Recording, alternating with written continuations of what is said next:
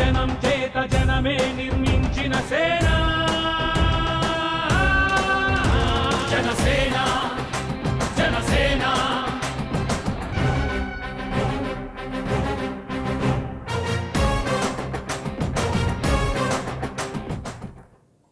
Party బలోపేతంపై Janasena అధినేత పవన్ కళ్యాణ్ మరింత దృష్టి సారించారు. నిన్నటి నుంచి జిల్లా సమీక్షలు నిర్వహిస్తున్న జనసేనాని ఇవాళ నెల్లూరు, తూర్పుగోదావరి జిల్లాల నేతలు, కార్యకర్తలతో సమావేశం కానున్నారు. ఉదయం నెల్లూరు జిల్లాల నేతలతో సమావేశం కానున్న పవన్ మధ్యాహ్నం తూర్పుగోదావరి జిల్లాల నాయకులతో భేటీ కానున్నారు. దీనిలో భాగంగా వచ్చే ఎన్నికల్లో అనుసరించాల్సిన వ్యూహాలు, పార్టీ సిద్ధాంతాలను ప్రజల్లోకి ఎలా తీసుకెళ్లాలనే అంశంపై నేతలకు దిశానిర్దేశం చేయనున్నారు జనసేన అధినేత పవన్ కళ్యాణ్. దీంతో పాటు పార్టీ గుర్తును ప్రజలకు అవగాహన కల్పించాలని, వచ్చే ఎన్నికల్లో గెలిపే లక్ష్యంగా ముందుకెళ్లాల్సిన పరిస్థితులను వివరించనున్నారు.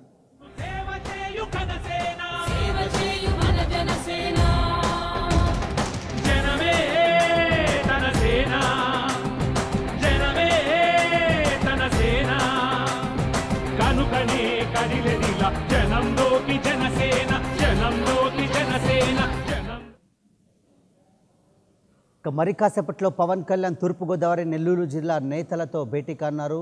ఇక అక్కడి నుంచి తాజా పరిస్థితిని మా ప్రతినిధి శ్రీనివాస్ జనసేన పార్టీ కార్యాలయం నుంచి అందిస్తారు. శ్రీనివాస్, ఇవాళ 2 జిల్లాల నేతలతో భేటీ కానున్న నేపథ్యంలో ప్రధానంగా జిల్లా నాయకులకు, నేతలకు ఏ అంశాలపై ప్రధానంగా దిశానిర్దేశం చేయబోతున్నారు?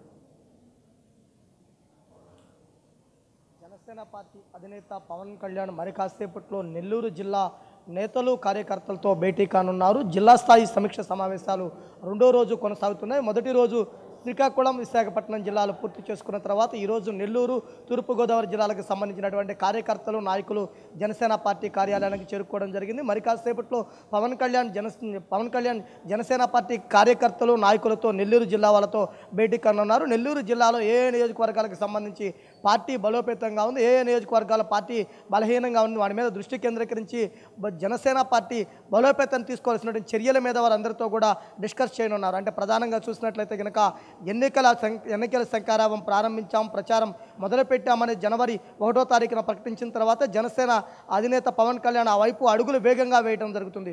ముఖ్యంగా కార్యకర్తలు, నాయకులే కాకుండా రాష్ట్ర కోఆర్డినేటర్లు అందరితో కూడా భేటీ కావటము, వారికందరికీ కూడా దిశ నిర్దేశం చేయడం కూడా మొదలుపెట్టారు. నిన్న ఉదయం 11 గంటలకు ప్రారంభమైనటువంటి సమావేశాలు సాయంత్రం 7:30 గంటల వరకు కూడా కొనసాగినాయి. అదేవిధంగా ఈరోజు కూడా మరి కాసేపట్లో ప్రారంభమైనటువంటి ఈ సమావేశాలు సాయంత్రం వరకు కొనసాగే అవకాశం కూడా ఉండడం జరుగుతుంది.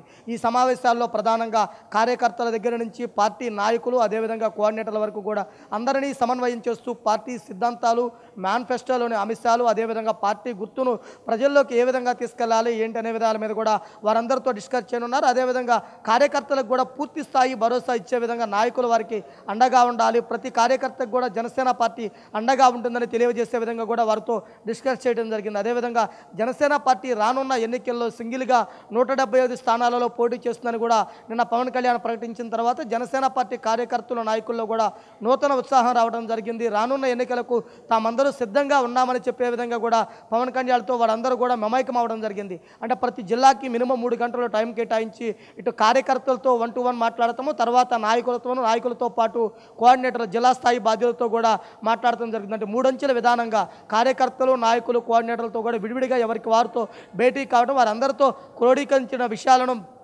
కులంకుశంగా చర్చించడము, రానున్న రోజుల్లో ఏ ఏరియాలోనూ, ఏ జిల్లాల్లో ముఖ్య ప్రాంతాలలోనూ బహిరంగ సభలు సిద్ధం చేయాలి. అదేవిధంగా రాజకీయ క్యాలెండర్, రానున్న రోజుల్లో ఎన్నికల క్యాలెండర్ ఒకటి సిద్ధం చేసి దాని ప్రకారం కూడా ప్రతి ఒక్కరూ ముందుకు సాగాలని కూడా సూచిస్తున్నటువంటి పరిస్థితి ఉండడం జరిగింది.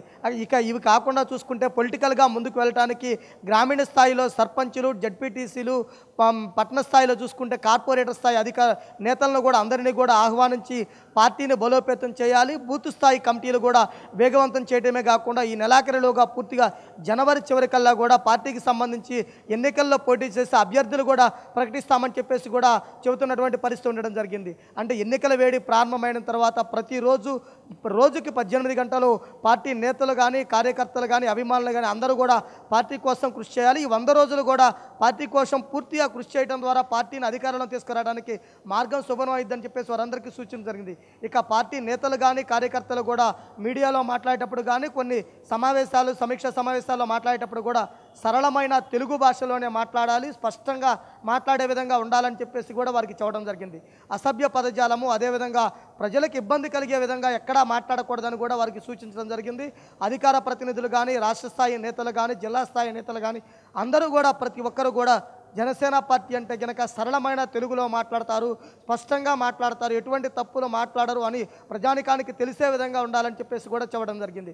ఇక జనసేన పార్టీ గుర్తు గాజు గ్లాస్ ఏదైతే ఉందో ఆ గుర్తుకు సంబంధించి విరిగా ప్రచారం చేయడమే కాకుండా ప్రతి డోర్ టు డోర్ ప్రతి ఇంటికి ప్రచార రూపంలో తీసుకెళ్లి వారందరికీ తెలియజేసే విధంగా సన్నద్ధం కావాలని కూడా సూచించడం జరిగింది. నిన్న జరిగిన మీటింగ్ చూసిన తర్వాత కూడా జనసేన పార్టీ కార్యకర్తల్లో నూతన ఉత్సాహం రావడం జరిగింది. ఈరోజు మరి కాసేపట్లో నెల్లూరు జిల్లా కార్యకర్తలు, నాయకులు, కోఆర్డినేటర్లతో కూడా భేటీ కావడం జరిగింది. ఈ భేటీ కూడా మధ్యాహ్నం 3 గంటల వరకు కొనసాగే అవకాశం ఉంది. 3 గంటల తర్వాత తూర్పుగోదావరి జిల్లాకి సంబంధించినటువంటి నేతలతో పవన్ కళ్యాణ్ మరలా సమావేశం నిర్వహిస్తున్నారు. మొత్తం జనవరి 9వ తారీఖు వరకు రాష్ట్రంలో ఉన్నటువంటి 13 జిల్లాలకు సంబంధించినటువంటి కార్యకర్తలు, నేతలతో కూడా వరుస భేటీలు నిర్వహించడం, ఆ భేటీలతో పాటు ఇక్కడ వచ్చినటువంటి ఇన్పుట్స్ తోటి రానున్న రోజుల్లో జిల్లా వ్యాప్తంగా బహిరంగ సభలకు సిద్ధం కావడం, బహిరంగ సభలతో పాటు ప్రజా పోరాట యాత్ర కూడా ఊపందుకునే విధంగా ముందుకు సాగాలని కూడా జనసేన పార్టీ సిద్ధం చేసుకోవడం జరిగింది. ఇటు కార్యకర్తలు, నాయకులే కాకుండా రాష్ట్ర స్థాయి నేతలకు కూడా వారితో ప్రత్యేకమై భేటీ అయ్యి ఎవరికి వారికి బాధ్యతలు అప్పచెప్పేసి వారందరూ కూడా పార్టీ కార్యక్రమాల్లో ముందుకు వెళ్ళాలని కూడా సూచించడం జరుగుతుంది. Right, thank you Srinivas.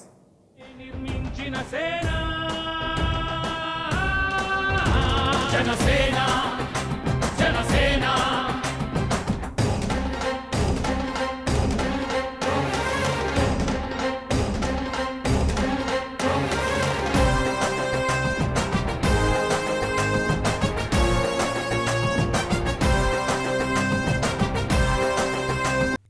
For more updates, please subscribe 99 TV Telugu.